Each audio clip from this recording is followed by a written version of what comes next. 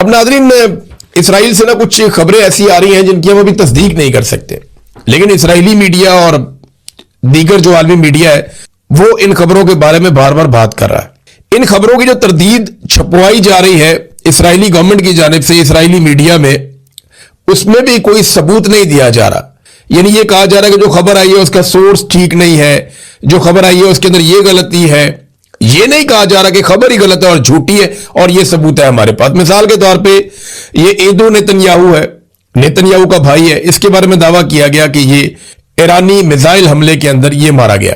اب اس پہ جو ہے وہ اسرائیلی میڈیا ادھر ادھر کی باتیں تو کر رہا ہے، لیکن یہ نہیں بتا رہا کہ نہیں یہ زندہ ابھی تک، یہ مارا گیا، یہ خبر تو آ گئی۔ اور یہ دعویٰ کیا گیا کہ نیتنیاہو کا بھائی جو خود بھی نیتنیاہو ہے، یعنی یہ بنجمن نیتنیاہو ہے جو وزیر اعظم ہے، اور اس کا بھائی جو ہے وہ ایدو نیتنیاہو ہے، تو ایدو نیتنیاہو کے بارے میں بتایا جا رہا ہے کہ وہ ایک حملے کے اندر مارا گیا، لیکن اس کی تردید بھی اس طریقے سے کی جا رہی ہے کہ خبر میں یہاں پہ ایک غلطی ہے، یہ والی بھی خبر میں ایک غلطی ہے، اس طرح تردید کی جا رہی ہے۔ یہ نہیں بتایا جا رہا کہ بندہ زندہ ہے۔ پھر ایک ایتمار بن گویر، یہ ایک اور وزیر ہے، نیشنل سیکورٹی کا منسٹر ہے اسرائیل کا، بڑے سخت بیانات یہ دیتا ہے، اس کے بارے میں خبر آئی کہ یہ بھی مار دیا گیا۔ تو اسرائیلی میڈیا نے کہا نہیں، اس کا تو کار ایکسیڈنٹ ہوا ہے۔ کبھی اس کے بارے میں خبر آتی ہے یہ مار دیا گیا، کبھی خبر آتی ہے یہ بہت زیادہ زخمی ہو گیا۔ بنجمن نیتنیاہو جو وزیر اعظم ہے اسرائیل کا، وہ خود بھی غائب ہے۔ یعنی پچھلے 2 دنوں سے میں ابھی چیک کر رہا تھا سارا میڈیا پہ، سوشل میڈیا پہ، ہر جگہ ڈونلڈ ٹرمپ آپ کو ہر 2-4 گھنٹے کے بعد نظر آ جاتے ہیں۔ آپ کو پتا چلتا ہے ڈونلڈ ٹرمپ نے یہ سٹیٹمنٹ دیا، یہ بات کی، اب یہ والا حکمت عملی بنا رہے ہیں، یہ والا منصوبہ ہے، وہ آپ کو نظر آتا ہے۔ جنگ میں ہے نا، نیتنیاہو آپ کو لگاتار ایک دن میں 6-6 7-7 دفعہ نیتنیاہو کی خبر آ رہی تھی، لیکن گزشتہ 2 دنوں سے ابھی جب میں ریکارڈنگ کر رہا ہوں نیتنیاہو دکھائی نہیں دیا، نہ نیتنیاہو کی کوئی ایکٹیویٹی رپورٹ ہوئی ہے، بلکہ کچھ ایسے دعوے بھی کیے جا رہے ہیں کہ نیتنیاہو کی کچھ ایسی ملاقاتیں یا میٹنگز جو طے تھی وہ کینسل ہوئی ہیں۔ اب یہ کیا ہوا ہے اس کے بارے میں کچھ کہا نہیں جا سکتا، نیتنیاہو کہاں ہے بتایا نہیں جا سکتا۔ افواہیں لوگ اڑا رہے ہیں کہ شاید نیتنیاہو مارا گیا، کچھ لوگ یہ افواہیں اڑا رہے ہیں کہ شاید نیتنیاہو جو ہے وہ زخمی ہو گیا۔ اب نیتنیاہو زخمی ہے یا مارا گیا ہے اس کے بارے میں ابھی اس وقت جو اطلاعات آ رہی ہیں وہ مکمل طور پہ کنفرم نہیں ہے، لیکن نیتنیاہو منظر سے غائب ہے۔ 2 دن ہو گئے ہیں نیتنیاہو کی کوئی فوٹیج، کوئی بیان، کوئی چیز، کوئی ملاقات کوئی سامنے نہیں آیا۔ حالانکہ جو آدمی جنگ لڑ رہا ہوتا ہے اس کو روزانہ سامنے آنا ہوتا ہے۔ ایک چھوٹی سی جنگ تھی یہ آذربائیجان کی اور آرمینیا کی، روزانہ کی بنیاد پہ دونوں حکمران سامنے آتے تھے۔ الہام علییو جو آذربائیجان کے صدر تھے وہ روزانہ سٹیٹمنٹ دیتے تھے، 4-4 5-5 ٹی وی چینلز کو انٹرویو دیتے تھے، لیکن یہاں پہ نیتنیاہو کا اس طرح سے غائب ہو جانا، کچھ کہا نہیں جا سکتا کہ معاملہ کس طرف جا رہا ہے۔ سعودی عرب پہ بھارت بہت زیادہ دباؤ ہے۔ ڈونلڈ ٹرمپ کے قریبی ساتھی سعودی عرب پہ دباؤ ڈال رہے ہیں کہ آپ اس لڑائی کے اندر اتریں، آپ اس لڑائی کو لڑیں، اور سعودی عرب کو یہ لڑائی لڑنی چاہیے۔ بار بار یہ کہا جا رہا ہے اور سب یہ جانتے ہیں کہ اگر سعودی عرب یہ لڑائی لڑے گا نا تو آٹومیٹکلی پورا کا پورا عرب خطہ اس لڑائی کو لڑے گا۔ وہ یہ جانتے ہیں کہ اگر سعودی عرب ایران کے خلاف اس لڑائی میں آ گیا تو آٹومیٹکلی قطر بھی آ جائے گا، کویت بھی آ جائے گا، UAE بھی آ جائے گا، اردن بھی آ جائے گا، بحرین بھی آ جائے گا۔ کم سے کم یہ 6 ممالک مل کر اٹیک کر سکتے ہیں ایران کے اوپر اگر سعودی عرب اس لڑائی میں اتر گیا تو۔ ابھی تک تو سعودی عرب نہیں اترا ہے۔ قطر کے اندر جو حکمران ہیں انہوں نے، اور جو ترکی کی فوج جو قیادت ہے، سیاسی قیادت ترکی کی، طیب اردگان، انہوں نے جو سٹیٹمنٹ دیے ہیں، انہوں نے کہا جی مسلمان ممالک کو خبردار رہنا چاہیے، اسرائیل کر رہا ہے فالس فلیگ آپریشنز، ہمیں اس سے بچنا چاہیے اور ان کی باتوں میں نہیں آنا چاہیے۔ ہم ان سے بچیں گے تبھی محفوظ رہیں گے، اور یہ ہمیں آپس میں لڑوانا چاہتے ہیں، ہمیں اس چال کو سمجھنا پڑے گا۔ یہ بات ترکی بھی کہہ رہا ہے اور قطر بھی کہہ رہا ہے، لیکن سعودی عرب کے اوپر شدید دباؤ ہے، جس پہ سعودی عرب نے ایک سٹیٹمنٹ تو جاری کیا ہے، لیکن یہ پتہ نہیں ہے کہ سعودی عرب اس لڑائی میں اترتا ہے یا نہیں اترتا۔ اچھا، یہ 5 عرب ممالک جن میں بحرین ہے، کویت ہے، قطر ہے، UAE ہے، اردن ہے، یہ تو جائیں گے لڑنے کے لیے اگر سعودی عرب گیا۔ پاکستان کو بھی لڑائی لڑنے کے لیے جانا پڑے گا، کیونکہ پاکستان نے سعودی عرب کے ساتھ ایک دفاعی معاہدہ کیا، بلکہ سعودی عرب سے پیسے بھی لیے۔ پاکستان کی سچویشن بڑی آڈ ہے، یہ ایک بڑی عجیب و غریب سچویشن میں پاکستان پھنس گیا ہے، بڑی مشکل صورتحال ہے کہ سعودی عرب سے پاکستان نے اس وقت پیسہ مانگا جس وقت سعودی عرب کو پاکستان کی ضرورت ہے۔ یعنی پاکستان کے فیلڈ مارشل کو طلب کیا گیا سعودی عرب میں، سعودی وزیر دفاع نے بلایا، اور پیسے ویسے دیتے ہیں تو وہ طلب ہی کرتے ہیں، ریکویسٹ نہیں کرتے وہ لوگ۔ تو انہوں نے بلا کے عاصم منیر صاحب سے بات کی، عالمی میڈیا میں خبریں چھپی کہ پاکستان کو اب کہا جا رہا ہے کہ جناب ہماری حفاظت کے لیے آئے، آپ نے ہمارے ساتھ دفاعی معاہدہ کیا ہوا ہے۔ تو اس کے بعد بجائے کہ پاکستان کو اس پہ واضح سٹیٹمنٹ دیتا، پاکستان نے مطالبے کر دیے۔ यानी जब कोई मुल्क फंसा हुआ हो, कोई मुल्क हालत जंग में हो, किसी की फैक्ट्रियां और मिलें बंद हो रही हो, किसी का कारोबारी जिंदगी मुअत्तल हो गया हो, किसी मुल्क के अंदर बम गिर रहे हो, किसी मुल्क की समुद्री रस्ते बंद हो जाए, उनका जो सोर्स ऑफ इनकम सबसे बड़ा है ऑयल रिफाइनरीज, वो वहां पे काम रुक जाए, तो इसका मतलब क्या होता है? इसका मतलब होता है कि वो मुश्किल में है। तो जब वो मुश्किल में है उस वक्त आप उससे पैसा मांग रहे हैं कि जनाब $5 अरब डिपॉजिट दे दें और $5 अरब का आप हमें तेल दे दें। ये पाकिस्तान ने इखलाकी नुक्ता नजर से बहुत अजीब काम किया। पाकिस्तान की सरकार ने बड़ी घटिया और छोटी हरकत की है।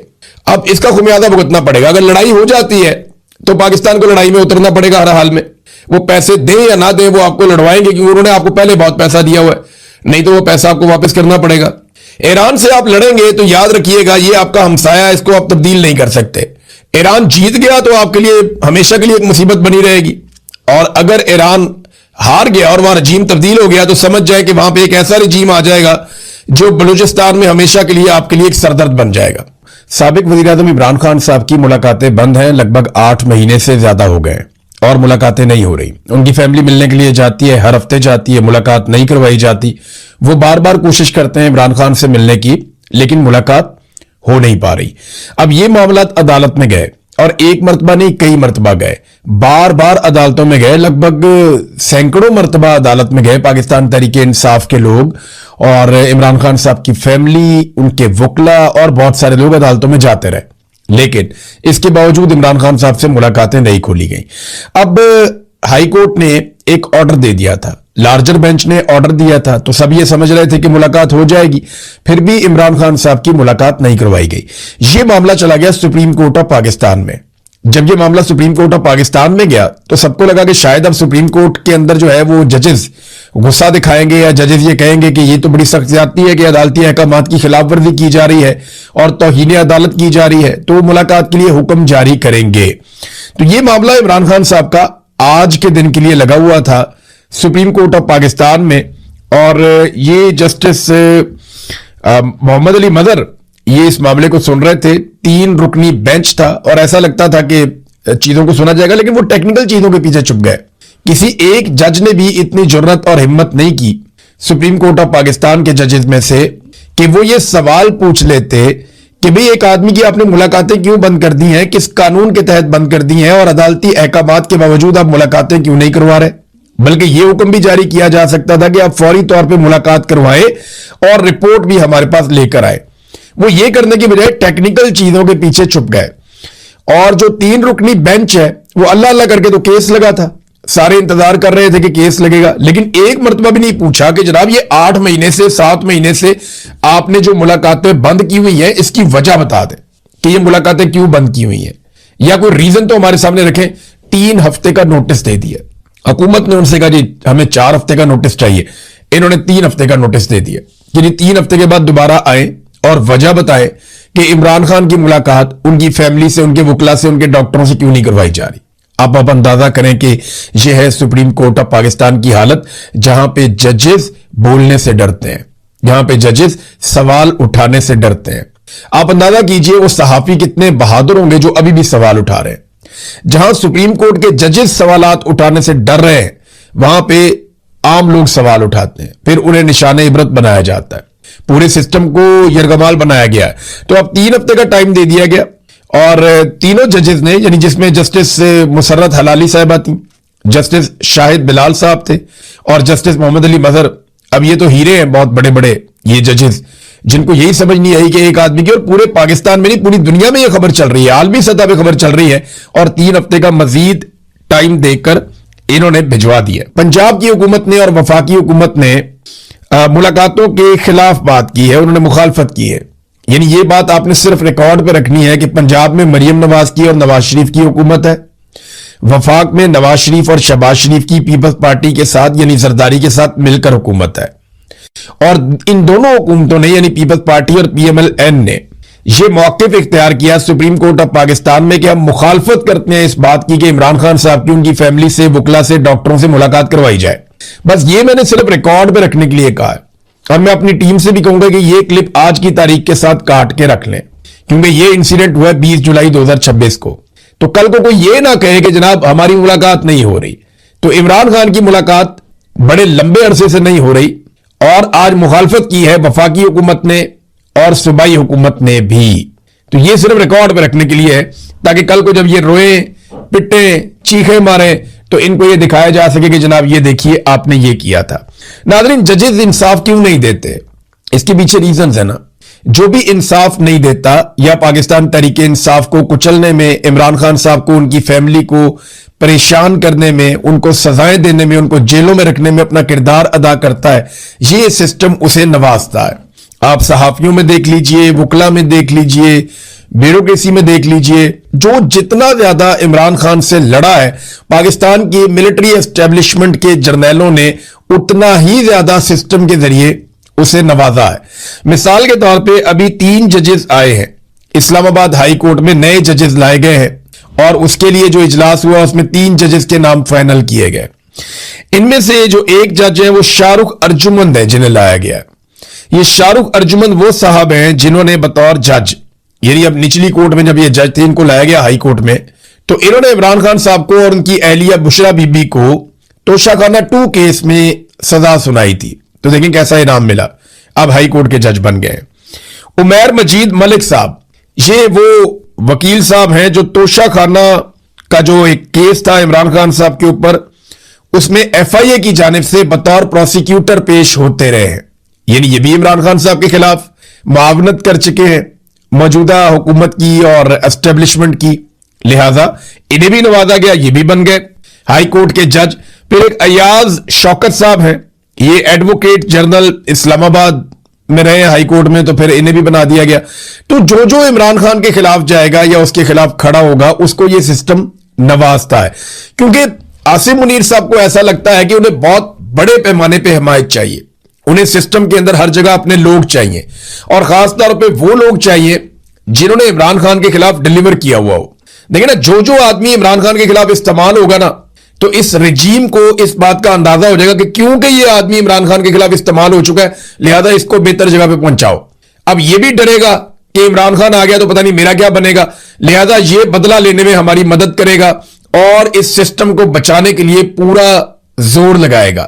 اس لیے ایسے سارے ہیرے اکٹھے کیے جاتے ہیں جو اینٹی عمران، پورا نظام جو ہے نا اس وقت پاکستان کا کھڑا بغض عمران میں، پورا نظام پاکستان کا اس وقت کھڑا ہے اینٹی عمران لوگوں کو اکٹھا کر کے، اور ان کے پاؤں زمین پہ نہیں ہے، نہ ان کی کوئی جڑ ہے، یہ ایک جھٹکے میں سارے کے سارے گر جائیں گے اور آپ انہیں گرتا ہوا دیکھیں گے. نورین نیازی عمران خان صاحب کی بہن، ان کے اوپر آپ کو پتا ہے کہ وہ NCCIA نے ایک ایسا انٹرویو جو نشر ہی نہیں ہوا، ایک ایسا انٹرویو جس کو انہوں نے کہا تھا کہ نہیں اس کو نہیں چلانا، حالانکہ اس کے اندر جو کانٹینٹ ہے وہ تو مجھے بھی پسند نہیں ہے، لیکن میرے خیال میں وہ نورین نیازی کو بھی پسند نہیں آیا، یا انہیں یہ سمجھ آ گئی کہ یہ چیز آن ایئر نہیں جانی چاہیے، انہوں نے روک دیا تھا. اور کانٹینٹ کے حوالے سے میں آپ کو بتاؤں، مودی کے ساتھ دوستی کو اتنی بری بات تو نہیں ہے. نواز شریف صاحب اپنے گھر میں لے کر آئے اپنی سالگرہ والے دن، نواز شریف اپنی گھر کی ایک شادی کے اندر مودی کو لے کر آئے. یہاں مریم نواز یہاں سے انہیں تحفے بھیجتی ہیں، وہ وہاں سے انہیں تحفے بھیجتے ہیں، وہاں سے ساڑیاں آتی ہیں، سامان آتا ہے، کپڑے آتے ہیں، یہاں سے مینگوز جاتے ہیں، یہ بھی یہاں سے گفٹ بھیجتے ہیں. تو نواز شریف کے جو تعلقات ہیں مودی کے ساتھ وہ ڈھکے چھپے تو نہیں ہیں، اور پاکستان کی اسٹیبلشمنٹ اسے بہت پسند بھی کرتی ہے. تو جرنیلوں کو تکلیف کیا ہو گئی جب انہوں نے یہ کہہ دیا کہ جناب مودی کے ساتھ ان کے تعلقات ہیں. دیکھیں یہ تو انڈیا کا جو اپنا ان کا وزیر خارجہ وہ یہ کہہ چکا ہے کہ ہم نے جب حملہ کرنا تھا ہم نے پاکستان کو پہلے آگاہ کر دیا تھا، پاکستان نے مدارس خالی کروا لیے تھے، اس کے بعد ہم نے وہاں پہ میزائل مارے ہیں. تو نورین تو یہی کہہ رہی ہیں کہ یہ تو ان کا آپس میں تعلق تھا، ان کو پتا تھا ایک دوسرے کو کیا کرنے جا رہے ہیں. وہ تو بعد میں اللہ بھلا کرے ایئر فورس کا جب انڈیا حد سے آگے گزر گیا تو پاکستان کی ایئر فورس نے انڈیا کے طیارے گرا دیے. اب ایئر فورس کسی بھی صورت میں کسی بھی حیثیت میں آرمی چیف کے انڈر آتی ہی نہیں ہے.